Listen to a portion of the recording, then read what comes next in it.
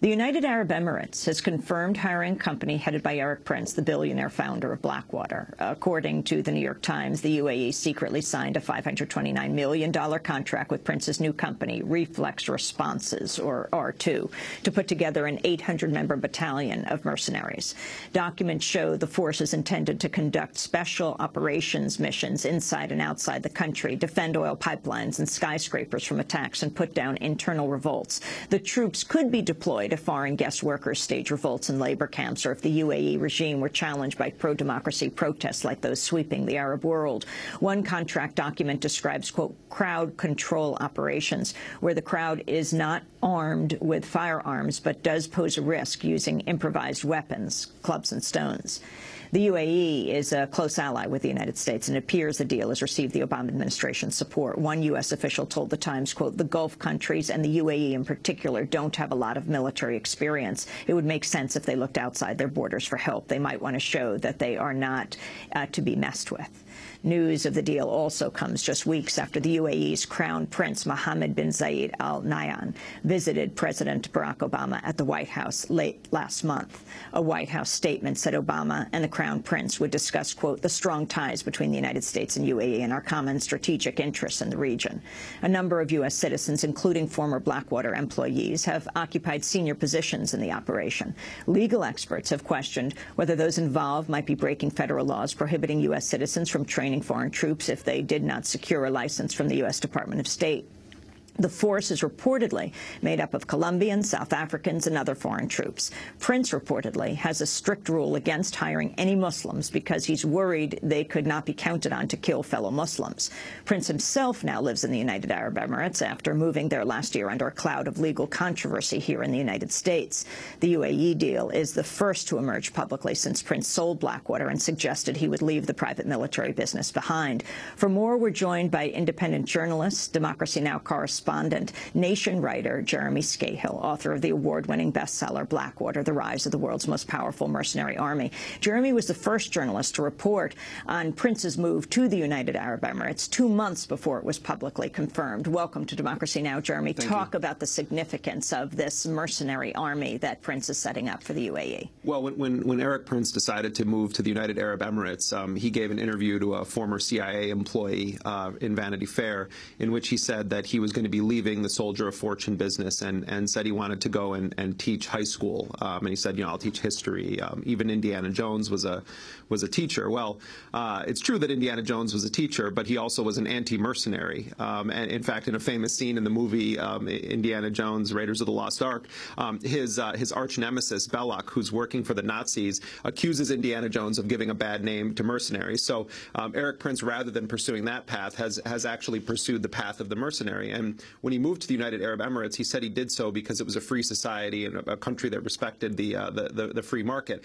Well, it didn't take long for him to get down to business with the Crown Prince of Abu Dhabi and essentially hatched a plot to build up a mercenary army within the borders of the UAE, relying on labor from Colombia. Blackwater has a long history of working with Colombians. In fact, Blackwater paid Colombians $34 a day to operate in Iraq, and when the Colombians protested their payments, saying that they were getting less than the Bulgarians or the others that were working for Blackwater, the white soldiers, Blackwater threatened them, according to the Colombians, and wouldn't give them their passports back and said, you know, we're just going to release you onto the streets of Baghdad. And eventually the Colombians left, and they went and they assassinated the recruiter that had hired them for Blackwater. So it's ironic that Prince is using the Colombians. Now their pay has been increased to something like $150 a day.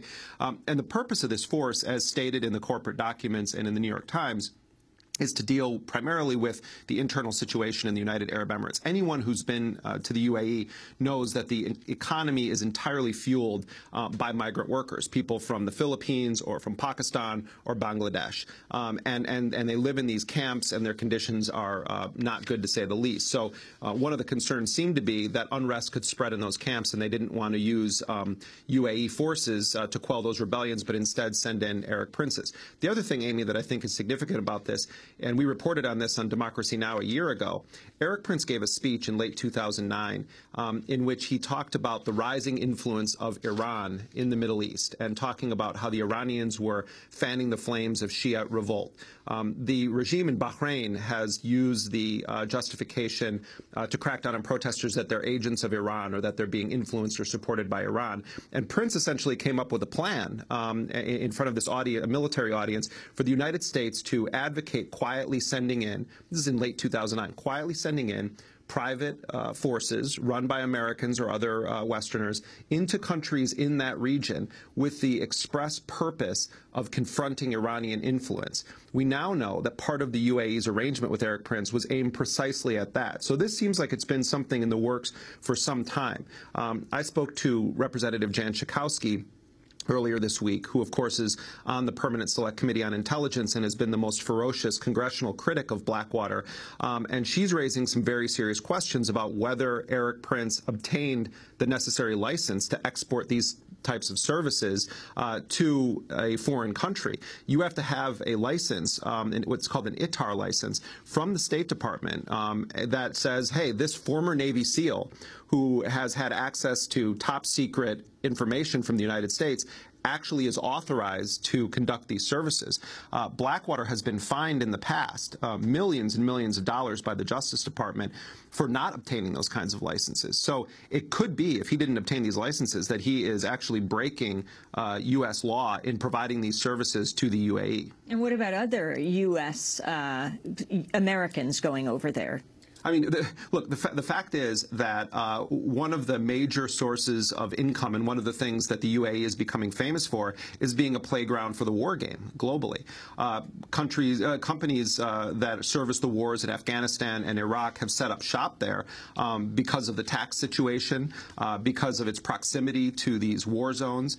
And so you have massive, massive presence of the U.S. war industry in both Dubai and Abu Dhabi. And so for Erik Prince to set up shop there is no surprise. I mean, I know when I went to Afghanistan late last year, when you're in the airport in Dubai, it's journalists, rich Emiratis, or it's people in transit to Bangladesh or other countries, or it's the war industry. You see the 18-inch biceps, the wraparound sunglasses. I mean, it really is sort of a gateway to war and a good place to position yourself if you want to make a killing. And the other Americans working with Prince in UAE? Right. Well, there's a former FBI agent who actually, C.T. Chambers, who actually ran Blackwater's quote-unquote training operation in Afghanistan for a shell company that Blackwater set up called Paravan.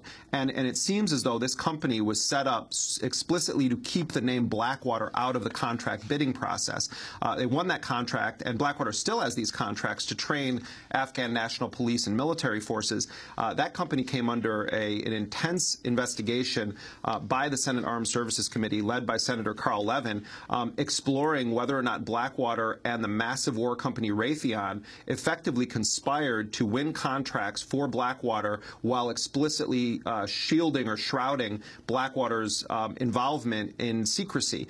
Two members of that Blackwater force in Afghanistan were recently convicted of manslaughter stemming from the shooting deaths of two Afghan civilians. So the man who ran that program that's under intense congressional scrutiny right now, and Senator Levin has asked the Justice Department to investigate, is another key player in this Prince operation. He's supposedly making upwards of $300,000, but the contract is worth $100 million a year, and it started in June, and it's supposed to go through May of 2015. We're talking to journalist Jeremy Scahill, who wrote the book Blackwater. We're all